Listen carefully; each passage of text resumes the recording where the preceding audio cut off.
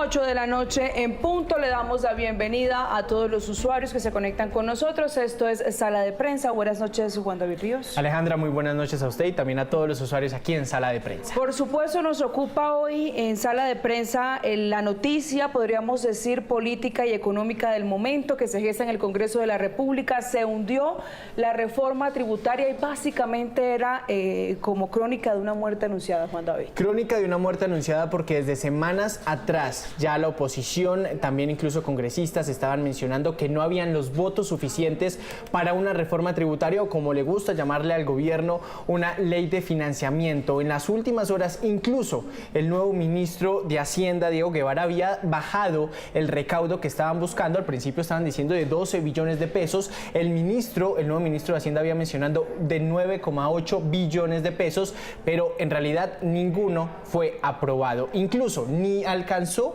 la ponencia de gobierno, la ponencia positiva para empezar a discutir lo que era la reforma tributaria. Fue en la ponencia de archivo que se hundió este proyecto. ¿Por qué no vamos de una vez, Alejandra, al Congreso de la República? Ya se encuentra María Camila Roa, que ha estado siguiéndole con lupa el paso a todo esto de la ley de financiamiento de reforma tributaria. María Camila, hola, buenas noches. Juan David y Alejandra, si ustedes hacen un resumen muy parecido o muy acertado sobre lo que pasó en las últimas horas, y es prácticamente de que muchos están calificando esto que acaba de pasar como un acto de torpeza política del gobierno, porque ya todo estaba cantado, ya habíamos hecho el pulso, ya habíamos hablado con los congresistas de las 4 comisiones y efectivamente estaban ya conformados esos bloques de senadores y de representantes en contra de la iniciativa. Recordemos que con una sola que hubiera negado esa ponencia del gobierno se hubiera hundido el proyecto, y no pasó solo eso. Lo que pasó fue que las 4 votaron a favor de archivar la iniciativa.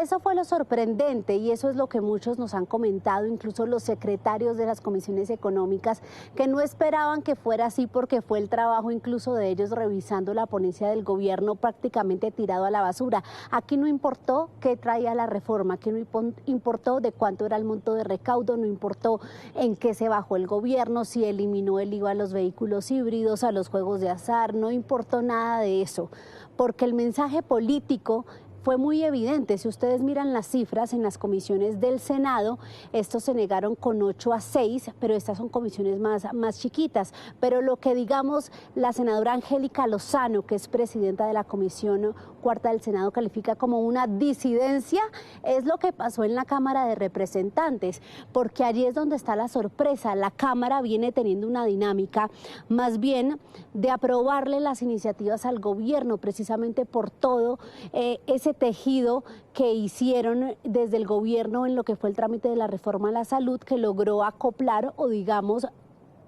formar esas hileras de congresistas a favor de sus iniciativas. Por ejemplo, en la Comisión Tercera de la Cámara, que fue la última, la votación fue de 7-12 y en la cuarta fue de 16-10. Es una votación muy significativa en contra de un proyecto del gobierno. Entonces el mensaje también que se llevan hoy es claro.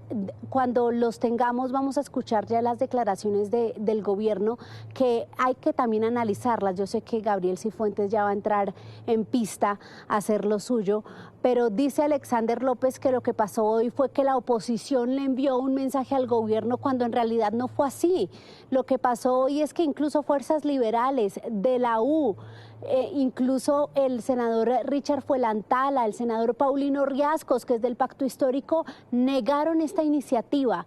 Fue una mayoría la que dijo no. Las 4 comisiones económicas del Congreso negaron esta iniciativa y no, como lo decía muy bien Juan David, cuando se quería debatir la ponencia del gobierno, la que trajo el nuevo ministro de Hacienda, Diego Guevara, que sale de aquí totalmente derrotado, sino cuando se puso en consideración la ponencia de archivo de la oposición.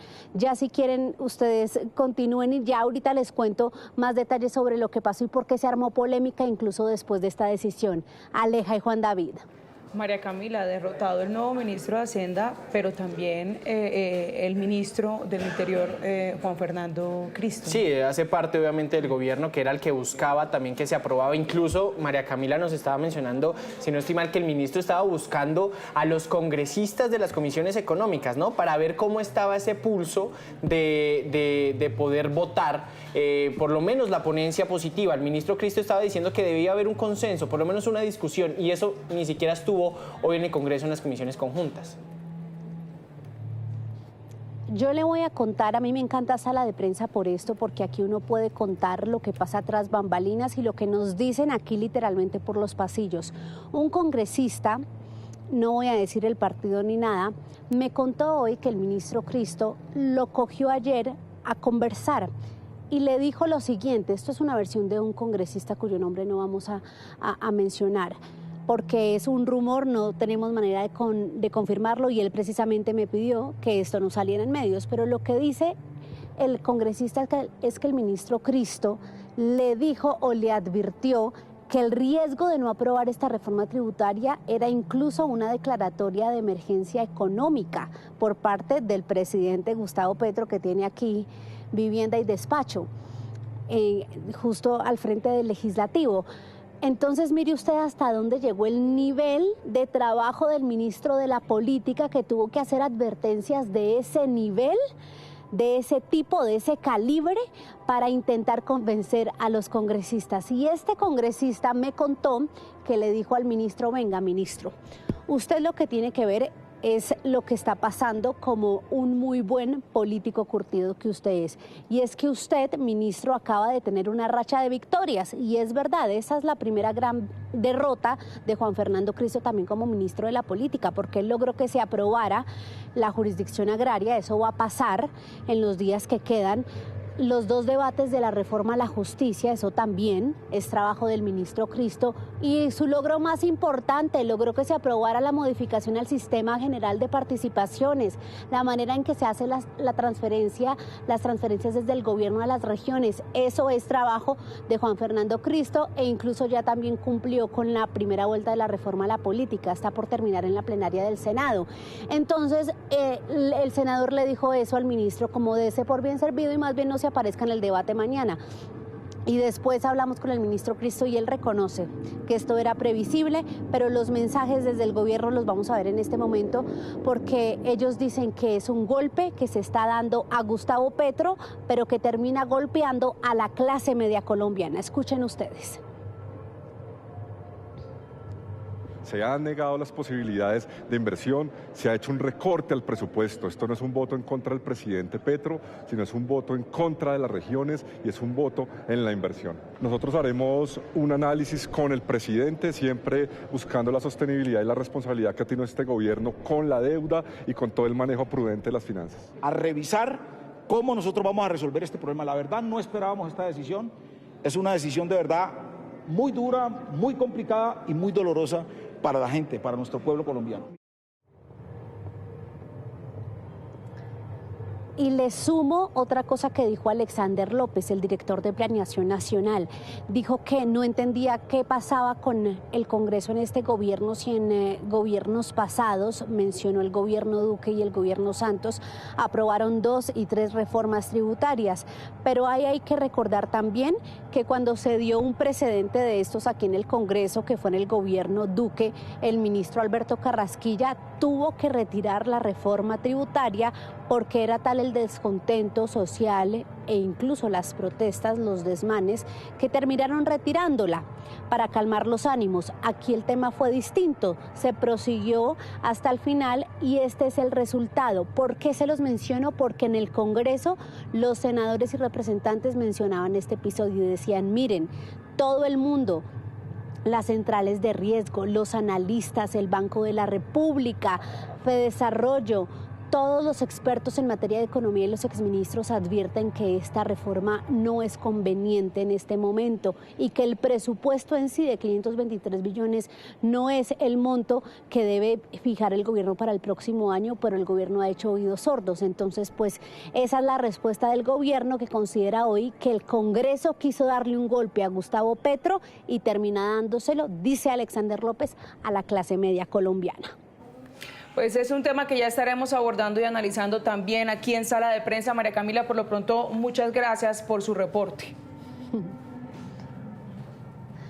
A usted, Aleja, y a Juan David, mi compañero de Fuente Política. Y pues bueno, yo me desconecto, pero me quedo aquí en el canal de YouTube para escuchar el análisis de don Gabriel Cifuentes, porque sí que tiene tela para cortar hoy. Para terminar, un dato: Efraín Cepeda estaba muy alborotado, el presidente del Senado, porque ¿qué fue lo que pasó? Y vamos a decirlo de frente: él quería llevarse el mérito de la derrota del gobierno y se le volteó la torta un poco. Entonces, él siempre estuvo en contra de la reforma, pero no quería aprobar la ponencia de archivo de Miguel Uribe, del Centro Democrático. Entonces él votó negativo la ponencia de archivo y después dijo: reabran la votación porque yo estoy en contra del proyecto, porque ya entonces no tenía cómo manifestarlo.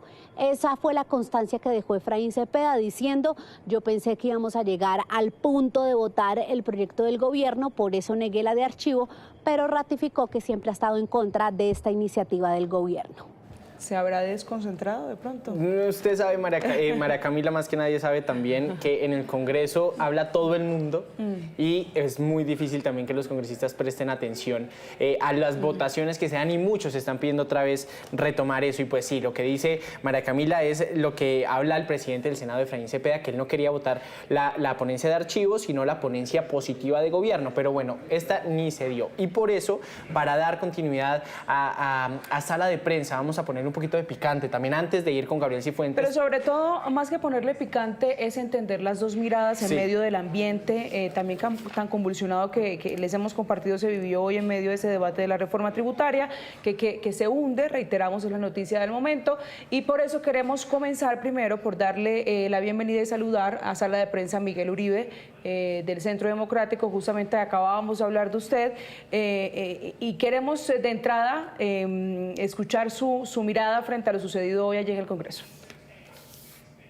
Juan David, un saludo especial. Lina, un saludo, y a toda la audiencia un saludo especial. Realmente es un gran logro para el país y una gran noticia para las familias colombianas. La reforma tributaria o ley de financiamiento iba a aumentar el costo de vida, a destruir miles de empleos, a afectar la economía incluso más de lo que del daño que este gobierno le ha hecho. Y es una buena noticia, llega en un momento oportuno y sin duda genera esperanza, porque no se esperaba un mensaje tan contundente. De alguna manera había ambiente para predecir que se iba a hundir la reforma, pero este mensaje es absolutamente contundente. Y creo que aquí el gobierno tiene que reflexionar, pero reflexionar de cómo se va a abrochar el cinturón, cómo va a acabar el derroche, cómo va a combatir y acabar la corrupción, cómo va a cerrar los consulados y embajadas que le hicieron a los amigos de Petro, cómo van a dejar de contratar amigos en el Ministerio de Igualdad, cómo van a dedicar los recursos de verdad para la política social y para el estímulo de la economía. Y lo cierto es que el mensaje también es contundente. Una economía próspera es una economía que genera nuevos ingresos, no que asfixia a sus empresarios, a sus emprendedores y a sus ciudadanos. Por eso celebro profundamente que hubo un consenso, o por lo menos una gran mayoría, más bien, una decisión mayoritaria en todas las comisiones, esta ponencia que presentamos con varios colegas senadores, con un representante también, y lo cierto es que esto lo que demuestra es que Colombia tiene futuro. Senador, es que no hubo ni siquiera discusión de la ponencia positiva que radicaron, si no estoy mal, hace unos 2 días, la representante de la Cámara, Olga Lucía Velázquez, también con otras representantes de comisiones económicas. Pero la gran pregunta acá es que para nadie es un secreto que hay un hueco fiscal bastante grande, y por eso se estaba buscando esta ley de financiamiento. En principio hablaron de 12 billones, luego de 9.8 billones, pero entonces ahora, ¿qué puede hacer el gobierno, usted que presentó esta ponencia de archivo, pues para recoger ese dinero que hace falta en el Estado? Juan David, primero, no es cierto que no haya habido discusión. Por supuesto que hubo discusión, pero además hubo estudio. La reforma tributaria es ampliamente conocida, la estudiamos durante meses oímos a expertos, hemos oído los pronunciamientos del Comité Autónomo de la Regla Fiscal, de los gremios, de los académicos, de diferentes sectores, pero además, el día de hoy, primero, para comenzar, la presentación de la ponencia fue un estudio y una discusión punto por punto de la reforma tributaria, de su inconveniencia, pero además hice un análisis macroeconómico sobre el resultado del recaudo. Es decir, no es cierto que no hubiera habido discusión. Los congresistas, muchos después, opinaron sobre eso y entraron a precisar temas diferentes. Es decir, sobre el tema de los hidrocarburos, sobre el tema del IVA a los productos de $200 o menos, sobre el régimen simple, sobre los dividendos, la tasa mínima de tributación, etcétera, etcétera. Así que claro que hubo discusión y hubo estudio durante meses. Lo segundo es que claro que hay un déficit del presupuesto, pero no es atribuible ni a la oposición, ni al gobierno anterior, ni a los colombianos. Es la irresponsabilidad de este gobierno que hizo cuentas alegres y proyectó más ingresos de los que iba a tener. Es decir, el déficit que hoy tenemos es la irresponsabilidad, es el resultado de la irresponsabilidad fiscal de Gustavo Petro, y no íbamos a permitir que le trasladaran la carga de su irresponsabilidad y capricho ideológico a los colombianos. Para cerrar ese déficit, lo que necesitamos es generar más ingresos y ahorrar gastos. Es decir, reducir burocracia, acabar el derroche y combatir la corrupción. Lo escuchábamos en voz de María Camila Roa, hablaba de lo que, digamos, de la postura de los representantes del gobierno en este caso. Decían ellos, esto no fue un golpe en contra del gobierno, fue un golpe en contra de la clase media. ¿Qué opina usted al respecto? Todo lo contrario, fue una decisión y una victoria para los bolsillos de los colombianos. Son precisamente la clase media y las personas de menores ingresos los que hoy tienen que celebrar, porque el 70% de lo que pretendía recaudar esta reforma venía de los bolsillos de la clase media y de las familias de bajos ingresos, porque además encarecer el impuesto al carbono iba a encarecer el ACPM, el diésel, el jet fuel, es decir, los tiquetes aéreos. Por ejemplo, solo 500 pesos se hubiera encarecido el ACPM por galón, 400 pesos la gasolina. El régimen simple era destruir las pequeñas empresas, es decir, era destruir formalidad y condenar a miles de empleados, miles de colombianos a la informalidad o al desempleo. Y así sucesivamente. Iba a seguir afectando la inversión, menos inversiones, menos recaudo es menos política social, etcétera, etcétera. Pero además, el tema central aquí no es el gobierno, es decir, nosotros no tomamos una decisión por un capricho ideológico. Nosotros no estábamos tomando una decisión para hacerle daño al gobierno, estamos tomando una decisión para hacerle bien a los colombianos. Ahora, lo que sí es cierto es que es una pérdida para el gobierno desde el punto de vista de gobernabilidad, pero también tienen ahora que ir a ser responsables fiscalmente, que sean ellos los que se ajustan el pantalón y no las familias colombianas. Y ahora con un nuevo ministro de Hacienda, Diego Guevara, a la cabeza, para ver entonces cuál va a ser ese movimiento. Senador, sabemos que tiene también su agenda ocupada. Muchísimas gracias por estar aquí en Sala de Prensa. A ustedes muchísimas gracias y nuevamente fue un buen mensaje, da esperanza, llega en un momento oportuno y queda claro que Colombia sí tiene futuro. Gracias, senador. Bueno, Alejandra, y también para darle peso a esta discusión que estamos hablando sobre la ley de financiamiento, está con nosotros también Olga Lucía Velázquez, quien es la ponente de la ponencia positiva del Gobierno Nacional a esta ley de financiamiento. Representante, bienvenida aquí a Sala de Prensa, y primero pues preguntarle qué pasó, por qué no se alcanzó por lo menos la discusión de ponencia positiva. Bueno, muy buenas noches, Juan David, Alejandra, y a todos las personas que nos están viendo en este momento. Yo estoy consternada, lamento en realidad lo que ha pasado, porque la decisión que se tomó fue sobre un documento inexistente. Es decir, la decisión de archivo fue sobre la primera versión que el gobierno radicó, no sobre la ponencia que íbamos a debatir hoy. De tal suerte que si usted coge el archivo, lo que establece es eliminen unos artículos que en la ponencia radicada están eliminados.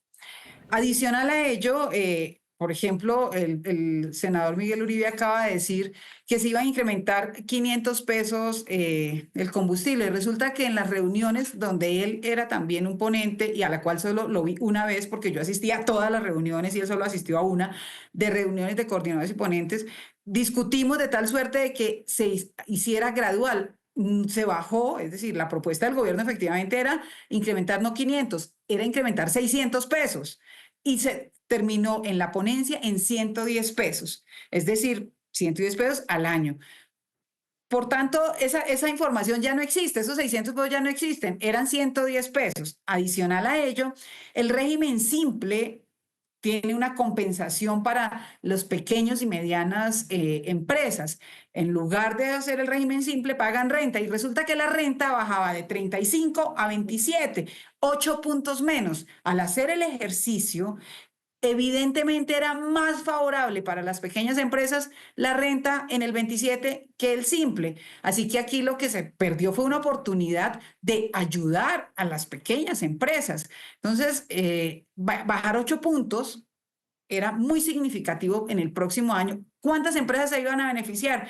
Más de 600.000 empresas, porque el tejido empresarial de Colombia es eminentemente pequeñas y microempresas. Así que, nada, por decisiones políticas y no técnicas, porque estamos votando sobre un documento inexistente, por decisiones políticas y no técnicas, se perdieron grandes oportunidades para los colombianos, entre ellas el descuento en intereses y sanciones por deudas ante la DIAN. Quiero decirles que esta ponencia traía 13 artículos nuevos que incluían descuentos, no solamente de las deudas que hoy tienen vigentes y se estaba proponiendo las que se tuvieran a 31 de diciembre de este año con la DIAN, todas, no solamente renta, IVA, hipoconsumo, retefuentes, sino también las cambiarias y aduaneras, es decir, todas las que recaudan la DIAN. ¿Cuántas personas iban a beneficiar? Más de 260.000 personas naturales y jurídicas que todavía hoy cargan con ese agobio de la deuda que les dejó el COVID y otras afugios. Es decir, perdimos la oportunidad de ayudar a muchos colombianos y colombianas que hoy le deben a la DIAN y a la UGPP. ¿Ustedes saben cuántos descuentos se le iba a hacer a las personas jurídicas, que son empresarios todos, más de 11.000 empresarios que hoy le deben cerca de más de medio billón de pesos a la UGPP? Pues se le iban a descontar medio billón de pesos en sanciones e intereses. Eso fue lo que se perdió hoy. El senador Miguel Uribe no habla de eso porque no leyó la ponencia, porque estaba hablando sobre un documento inexistente que fue el primero que radicó el gobierno, documento que hoy es completamente distinto. Así que yo lo lamento, efectivamente, me genera además pena con los colombianos y colombianas que se haya archivado un documento sobre supuestos inexistentes. Imagínense eso. Varias reuniones se hicieron donde velaron por su ausencia, es decir, brillaron por su ausencia la mayoría de los senadores que eran ponentes y tenían una responsabilidad de asistir a las discusiones. Grandemente discutido, no, pero no donde se tomaba la decisión del articulado. Yo solo lo vi una vez y yo nunca falté a ninguna reunión de coordinadores y ponentes. Así que lamento de verdad que se haya perdido esa oportunidad por decisiones políticas y no técnicas. Y lamento que el país esté viviendo esta polarización, porque hay cosas en las que yo pueda no estar de acuerdo y es legítimo estar en desacuerdo, pero que pongamos el tema político por encima del beneficio general de un país, me duele y me genera de verdad una gran preocupación de país. Doctora Velázquez, lo cierto es que hemos hablado y desde el principio de, digamos, como de los principales argumentos que hay también para esta ley de financiamiento es ese hueco fiscal. Sí. Se ha cambiado la cifra, se ha disminuido la cifra de lo que se quería buscar a través de la ley de financiamiento, pero también hemos tenido la oportunidad de tener aquí, de escuchar en Noticias Caracol en vivo y Noticias Caracol a los diferentes gremios y sectores que nos han dicho es insostenible, es completamente insostenible desde la primera cifra hasta la última que se registró y la cual se supone entraría a debatirse. ¿Qué tiene para responderle a estos sectores? Uno de los más recientes, por ponerles un ejemplo, el sector de petróleo y gas, con quienes estuvimos conversando el día de ayer, y decían es que esto hace insostenible el sector para los próximos años. Que anunciaba además que la exploración se iba a suspender, que en el 2030 no habría más exploración, por ejemplo. Bueno, yo creo que aquí lo que se está motivando es un proceso de transición energética y por eso también uno de los artículos que había propuesto el gobierno, que era quitarle el IVA a los vehículos eléctricos y a los híbridos, pues se eliminó ese artículo porque era incoherente con el proceso de transición energética. Yo creo que además la motivación aquí es que efectivamente tenemos que hacer una reflexión de las relaciones que tiene el gobierno con los gremios, de las relaciones que tiene el gobierno con el mismo Congreso. A mí lo que me queda claro hoy es que el gobierno tiene que repensar esa relación. O sea, ¿cuál va a ser esa relación? Si eso es ahora, imagínense en el próximo año que vamos a estar todos en campaña. Y si ahora es difícil cumplir quórum, imagínense en el próximo año que estamos en campaña. Es decir, ¿cuál va a ser la posición y la relación que va a establecer el gobierno con el Congreso para poder pensar y hablar en país? Es que ahí es donde está el tema.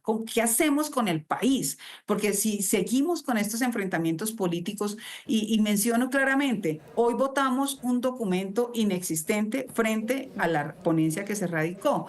Entonces, y además, Juan David, en técnica legislativa yo puedo eliminar todo, no me gusta ningún artículo, dejemos entonces los de beneficios tributarios, pensemos en la gente. No me gustan otros, pues eliminémoslos, pero démosle la posibilidad a quienes están esperando que hagamos algo por ellos. Representante, rápidamente, ¿pero no cree que fue el tiempo corto por lo menos para evaluar la ponencia positiva? Ustedes la radicaron el lunes en horas de la noche. Ayer se anunció y hoy se esperaba empezar a debatir. ¿No cree que eso era un tiempo demasiado corto como para que, usted dice que Miguel Uribe no la leyó, por ejemplo, que otros senadores o congresistas leyeran la ponencia y supieran qué estaría o qué no estaría? No es corto porque se publicó, pero no es corto, ¿por qué? Porque los ponentes y coordinadores tenemos la responsabilidad de estar en las discusiones. Si yo no estoy, pues claro que es corto porque no me enteré, pero es que mi responsabilidad es asistir. Mi segunda responsabilidad es que si yo voy a votar un proyecto de ley, pues también lo tengo que, o una ponencia la tengo que leer. Y entonces, si yo fui y voté sin leer, o sea, si yo fui y voté sin saber qué había ahí, yo claramente tenía la esperanza de que hubieran leído y hubieran dicho, venga, eliminemos, no me gustan ningún artículo, dejemos solo los beneficios tributarios. Pues fantástico, imagínense eso, que lo que hubiera sido. Tanto así que cuando hablamos antes de que se votara la ponencia negativa, yo les dije, venga, miremos cuál es el procedimiento. No, votemos primero la positiva. No, por técnica legislativa iba primero la negativa. Pero en realidad, si se hubiera leído que los beneficios iban a ser para los empresarios reales de carne y hueso, que están endeudados, que necesitan un alivio, pues yo estoy segurísima, porque me niego a creer que no fueran a votar eso. Segurísima que si lo hubieran leído, votan y dicen, eliminemos todos los demás y dejemos solo estos. Pues sale una ley de financiamiento solo pensada para recaudar 3 billones de pesos, que es el recaudo aproximado que generan estos beneficios tributarios. Y estamos beneficiando gente que está hoy colgada, que está cerrando las empresas, que no puede seguir produciendo porque tiene deudas con la UGPP, porque le debe los parafiscales, porque le debe a la DIAN. Es decir, aquí de verdad no se leyó la ponencia que se radicó. Y se votó sobre una ponencia de archivo que traía que muchos de los elementos que motivaron ese archivo ya estaban resueltos en la ponencia radicada. Pues representante, el turismo, no quiero dejar pasar aquí, Alejandra y Juan Diego, esta ponencia radicada también traía un beneficio de exento de IVA todas las actividades turísticas, hoteleras, en municipios de menos de 200.000 habitantes. Eso significa casi todo el país, más de 1.000 municipios, cerca de 1.070 municipios. Es decir, y no solamente todas las actividades hoteleras, sino también convenciones, encuentros empresariales, y eso era para reactivar la economía del país. Entonces, claramente sí habían cosas positivas. Votemos todo lo negativo, eliminémoslo, pero dejemos lo positivo pensando en la gente. Por eso es mi dolor, que hay técnica legislativa que permitía eliminar los artículos, no acabar de tajo políticamente, sin leer, sin técnica, toda la ponencia. Y lo curioso, Alejandra, es que las 4 comisiones votaron fue sí a la ponencia de archivo, ¿no? Y no a la ponencia positiva, que es la que habla la representante. Bueno, lo cierto que ni es que siquiera se puso a discusión, ¿no? Claro, no, y es válido poder analizarlo con el contenido de fondo, los pros y los contra, y los qué tan acertada fue entonces esa decisión. Representante, muchísimas gracias por esos minutos con Sala de Prensa. Muchísimas gracias, Alejandra, muchísimas gracias, Juan David, y efectivamente lo que acaba de decir Alejandra, es muy importante hacer el análisis de qué fue lo que pasó para saber si fue acertado o no y que usando la técnica legislativa hubiéramos podido beneficiar a muchos colombianos y colombianas que estaban esperando estos beneficios tributarios para salir de las deudas con la DIAN y con la UGPP. Y acá sin duda alguna queda mucha tela por cortar y por eso queremos saludar rápidamente también a Gabriel Cifuentes, nuestro analista político de cabecera aquí en Sala de Prensa. Gabriel, ¿qué decir? O sea, todo esto que ha pasado, ya escuchamos las partes. Usted, que es un experto, ¿qué dice frente a esta reforma tributaria? Juan David, Alejandra, muy buenas noches para usted, para toda la audiencia de Sala de Prensa. Pues esto simplemente es la crónica de una muerte o de un archivo anunciado que es el resultado de una tormenta perfecta. Uno no puede sacar de tajo, Juan David y Alejandra, que obviamente aquí hay criterios políticos, pero los criterios políticos son los que guían las discusiones muchas veces en el Congreso y es natural que pase. Esta reforma tributaria, además de haber sido el resultado de un proceso de poca concertación frente a la ley de presupuesto que tuvo o que tendrá que ser decretada, también se sumó a los escándalos de corrupción del ministro de Hacienda, la decaída del gobierno del presidente Gustavo Petro, las críticas desde un punto de vista técnico que la representante no tuvo tampoco en cuenta, que vinieron de todos los sectores en donde no solo se estaba argumentando que la reforma tributaria no taparía un hueco, porque el hueco no es de 12 billones, expertos señalan que podría llegar a 40 billones, sino que el palo tampoco está para cucharas. Y hay que señalar, Juan David y Alejandra, que lo que es sorprendente es que las 4 comisiones hubieran votado favorablemente el archivo. Quiere decir que aquí hay un mensaje político muy claro y que evidentemente el proyecto tal y como estaba planteado no solo no iba a resolver el problema del déficit, sino también que no hay ambiente en el Congreso y es una gran derrota para el gobierno del presidente Gustavo Petro. Pero es que, por ejemplo, lo escuchábamos en voz de la representante Olga Velázquez, decía es que eso fue una decisión política, netamente política. Se cierra entonces a la posibilidad de esa otra, digamos, esa otra arista en la que advertían precisamente lo que usted está diciendo en ese momento. Esa no es la solución al problema del hueco fiscal. Claro, Alejandra, yo creo que aquí hay una combinación de aspectos técnicos y de aspectos políticos. Me parecería ingenuo pensar que en el Congreso no hay que, digamos, discusiones de carácter político, eso es obvio, pero además, para sumar al criterio técnico que pudo haber motivado a muchos de los congresistas, hecho está es que las 4 comisiones votaron el archivo. Si hubiera sido un argumento netamente político, la hubieran podido tumbar solo desde la Comisión Cuarta o la Comisión Tercera del Senado, que se sabe que no tienen, digamos, el gobierno no tiene ahí los apoyos suficientes, pero incluso las comisiones de Cámara de Representantes, una Cámara de Representantes que le ha pasado todo a este gobierno, votaron el archivo. Entonces uno no puede desconocer que además de las discusiones políticas que se dieron en el Congreso, también hay argumentos de peso y de fondo y de conveniencia. Y esto yo creo que también tiene que ser tenido en cuenta. Gabriel, rápidamente para ir cerrando Sala de Prensa con su conclusión, aquí el que perdió, ¿sí fue el gobierno, fue la clase media, como se dice, o definitivamente es el gobierno nacional, ministro de Hacienda y ministro del Interior? Yo creo que hay una combinación, aquí nadie gana, digamos, tratar de capitalizar esto políticamente, pues lo tratarán de hacer desde la oposición, ya veíamos que Efraín Cepeda había tratado de capitalizarlo desde un principio, pero esos réditos políticos son bajitos.